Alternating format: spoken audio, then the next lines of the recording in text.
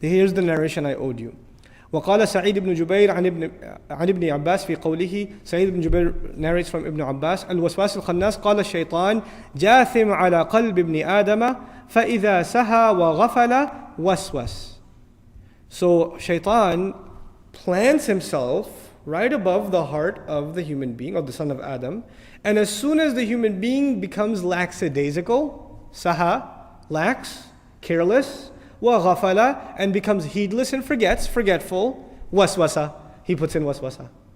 And then, فَإِذَا ذَكَرَ اللَّهِ, and as soon as he remembers Allah, خَنَسَ, he retreats back. He takes a step back. So when you remember Allah, shaitan takes a step back. You stop remembering Allah, shaitan takes a step forward. And he's never stopping. He's not like he sees an opening and says, yeah, I'm tired today. I don't want to do waswasa today. It's been a long few thousand years. He doesn't do that. And why he doesn't do that, we're going to learn in this ayah. Al-waswasil khannas. Never takes a break.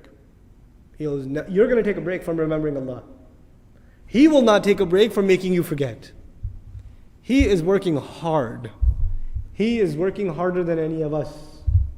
So we have to fight back hard. It is not something that comes casually. The isti'adha from shaitan.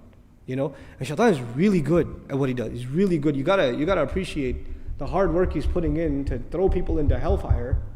It's serious. One of the easiest manifestations of shaitan, I said, ego, right? But it was his problem and he wants to instill that into people. And one of the easiest ways to instill that into people is through anger. Anger is a manifestation of what? Ego. And shaitan is very good at making you angry. Have you ever seen a Muslim brother gets really angry? What are you supposed to remind them of? Say what? Say, A'udhu billahi minash shaitan. And the shaitan is really good with this guy. You know what he does? You say to the brother, hey, brother, just calm down. Say, A'udhu billahi minash shaitan. What are you saying? I'm possessed by shaitan? And he gets even more angry. And shaitan is sitting there laughing. I got him good. I even got him to stop saying, A'udhu billahi minash shaitan al-rajim. Subhanallah. So he's good at what he does, and we have to be able to, and it takes humility, right? It takes humility to take a step back and say, you know what? Shaitan is whispering. It's not me, it is Iblis that's whispering to me. I need to take a step back and humble myself before Allah and realize that anger is something that is befitting to Allah and is not befitting to me. It is not something I should be taking on myself. So I should take a step back and say, A'udhu billahi minash shaitanir rajim.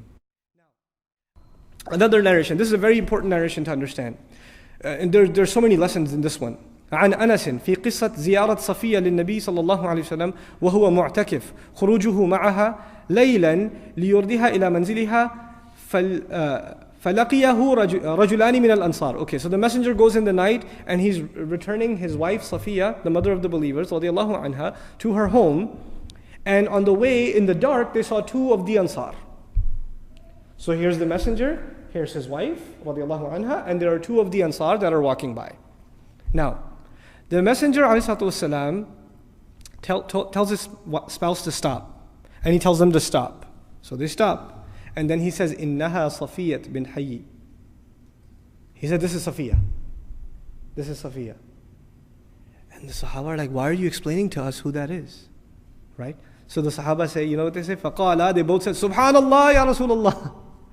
Why did they say Subhanallah? Subhanallah, you don't have to explain to us. Why would we think that? Why would we think anything wrong? And so the messenger says, Inna shaytana yajri min ibni Adam majra dam. Shaitan flows in the son of Adam like the flowing of blood. وَإِنِّي خَشِيتُ أَنْ يَقْذِفَ فِي قُلُوبِكُمَا شَيْئًا. And I fear that he will launch something into your hearts. What is that hadith teaching us? The messenger is cautious of the waswasa of shaitan, especially for the believers when it comes to them getting waswasa against who? Himself. And this is actually something that ties to what we started with. This skepticism about the sunnah is waswasa of shaitan against the messenger. Is waswasa of shaitan against the messenger of Allah ﷺ. And people fall victim to it. This waswasa is introduced to you. This surah tells us to look out for waswasa from two sources. From what two sources? Min al-jinnati wan nas. You'll have these websites by evangelical ministers and by atheists and murtaddeen and, people who left Islam and things like that, and they will quote all these hadith. Look what your messenger did. Look what he did in this hadith. Look what he did in that hadith. How can you believe he's a messenger? What kind of man was he? Etc., etc., etc., etc., etc. They'll say those things. and the people who don't have enough knowledge, and they don't remember Allah. More importantly, they don't remember Allah much, and the vacancy is there. They read that garbage, and what happens? Shaitan pours right in, puts the waswasa in, and their iman is shattered. Their iman is gone.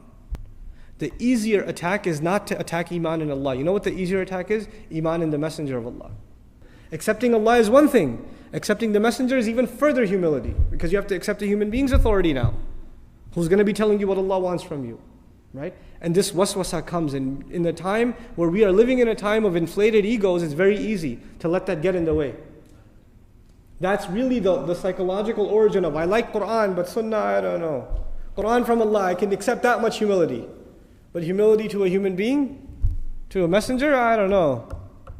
His job was just to deliver, ma'adallah. He just delivered the Quran, and everything else about him is his own personal business. I don't have to take that seriously. This is the attitude that is developed. Subhanallah. You'll find even subconsciously people will say, brother, I heard this and this is haram. And the shaykh will say, yes, it's haram. Is that in the Quran? They'll say, is it in the Quran? You know what they don't say? Is it in the Quran or the Sunnah? No? Sunnah is out. If it's not in the Quran, it's not that haram then. It can't be that haram because it's not in the Quran. That's the attitude that's developed. Subhanallah. This is waswasa of shaitan. This is a big waswasa of our time. And this is against the nobility and the place of the Messenger of Allah ﷺ, and he was afraid that the Sahaba would even get the wrong idea about his character, even though they know him like that. But shaitan is just that powerful. If he's that powerful against the Ansarul Medina who see Rasulullah ﷺ with their eyes, and he can get to them, he can't get to us. He can't get to us. We have to be careful. We have to watch out. Especially for the things that the Messenger showed specific concern for, we should be going out of our way to be concerned for those things. The isma, the nobility, and the honoring of Allah's Messenger and His place in our iman, in our aqidah. You say something inappropriate about Allah's Messenger, all of your iman's gone. All of it's gone. All of it.